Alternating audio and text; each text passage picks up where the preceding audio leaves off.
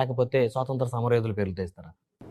So నా కోరికైతే స్వాతంత్ర సమరయోధుల పేరు తెస్తాం. ఇప్పుడు ప్రధానమంత్రి గారి పేరే ఉంది. ఎక్కడ కూడా మీరు చూడండి, కేంద్ర ప్రభుత్వ పథకాలు కూడా ఇప్పుడు నరేంద్ర మోదీ జల్ జీవన్ మిషన్ ఉండదు. ప్రధానమంత్రి జల్ జీవన్ అంటే ఇట్ సిగ్నిఫైస్, ఇట్ డినోట్స్ ప్రధానమంత్రి నేమ్ విల్ బి కెప్ట్ అంతే. కాదు మనకు వచ్చేటప్పటికి ఏమైపోద్దంటే అది ఒక ప్రాక్టీస్ అయిపోయింది. నాకైతే అది ఇష్టం ఉండదు. కానీ ఒక పథకాలు పెట్టుకున్నాను, ఎప్పుడు పెట్టుకున్నాను. That I'm very committed to it. నా పేరు మీద ఎప్పుడు పథకాలు ఉండకూడదు. మనకు ఎవరైతే ఆధారభూతమో ఈ నేల ఆంధ్రప్రదేశ్ ఆవిర్భావానికి మూలకారకుడు పొట్టి శ్రీరాములు గారు, వాళ్ళని మనం గుర్తించుకోవాలి. కానీ పవన్ కళ్యాణ్ గారు వస్తుంటారు, వెళ్ళిపోతుంటారు. మనం గుర్తుపెట్టుకోవాల్సింది పొట్టి శ్రీరాములు గారిని. ఇలాంటి మహానుభావులను పెట్టుకోవాలి.